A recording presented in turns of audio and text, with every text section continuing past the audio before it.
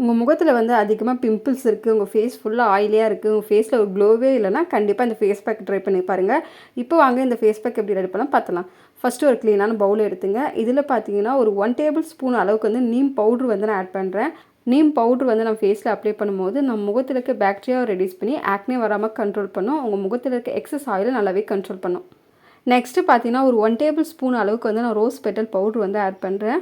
Rose petal powder வந்து நான் ஃபேஸில் அப்ளை பண்ணும்போது நம்ம முகத்தில் இருக்க ஓப்பன் போர்ஸை டைட்டன் பண்ணி நம்ம ஸ்கின் ஏஜிங்கை நல்லாவே கண்ட்ரோல் பண்ணோம். நம்ம ஸ்கின் நல்லா க்ளோயிங்காக வச்சுருக்கோம்.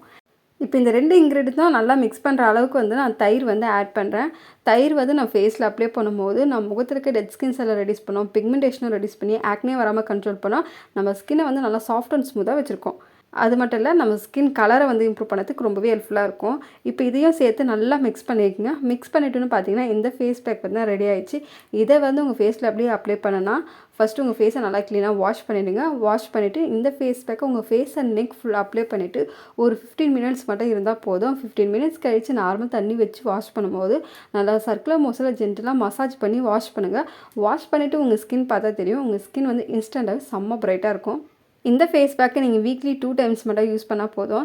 இந்த ஃபேஸ் பேக் யூஸ் பண்ணதுனால உங்கள் ஸ்கின்னுக்கு வந்து எந்த மாதிரியான பெனிஃபிட்லாம் கிடைக்குன்னா, உங்கள் ஸ்கின் இச்சிங்னஸை ரெடியூஸ் பண்ணி உங்கள் ஸ்கின்னில் வந்து ஆக்னே வராமல் கண்ட்ரோல் பண்ணோம். உங்கள் முகத்தில் இருக்க பிக்மெண்டேஷனை ரெடியூஸ் பண்ணுறதுக்கு ரொம்பவே ஹெல்ப்ஃபுல்லாக இருக்கும். உங்கள் ஸ்கின்னை வந்து நல்லா பிரைட்டன் பண்ணி கொடுக்கும். உங்கள் ஸ்கின் டல்னஸை ரெடியூஸ் பண்ணி உங்கள் ஸ்கின்னை நல்லா க்ளோயிங்காக வச்சுருக்கோம்.